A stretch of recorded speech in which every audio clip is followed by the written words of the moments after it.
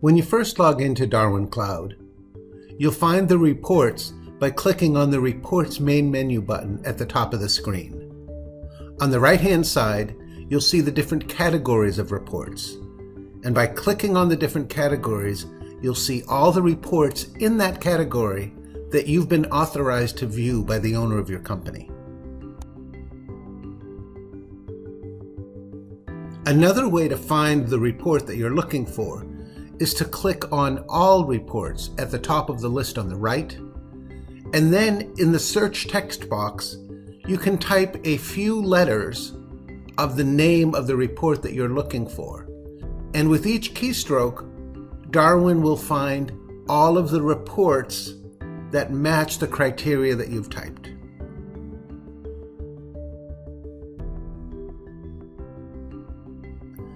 So now let's look at running some reports in darwin.Cloud. We'll start by clicking on the Profit and Loss Report section. We'll open a simple profit and loss report, set the date range, and click Preview. As you would expect, the plus button lets you drill down to see more details on the report that you're viewing, and the hyperlinks on the report will take you to deeper and deeper levels of information on every item that you see on every report. There's a little arrow to the left of the zoom in, zoom out percentage. Click that button to move back up the drill down to the original report. An important feature in darwin.Cloud is the Run Last Launched Report.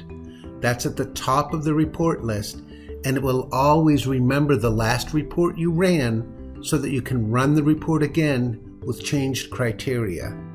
In this case, we are adding percentages to the profit and loss report that we just ran to see the percentages of income represented by each item on the profit and loss statement. Of course, adding those values to the report also adds those values to the drill down. Now, if the report and the selections you've made is exactly what you want, then click Run Last Launched Report again, give those settings a name, and click Save. This creates a new custom report with exactly your preferences in darwin.Cloud for you to run anytime that you would like, or to have delivered to you unscheduled by the built-in email campaign system. Now we're going to look at some of the options for selecting the data that appears on a report. We're going to run a basic closing report by just picking a date range and clicking Preview. The report comes up, and of course, as you would expect, the report has drill down to see more data. Now we're going to look at changing the report's data.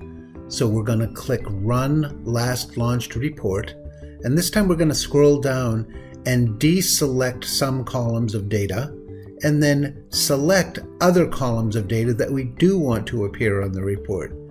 As we make these changes on the columns of data we want to see on the report, when you preview the report, you will see the report no longer contains any of the data that you deselected, and it does include the data you selected that you want to see.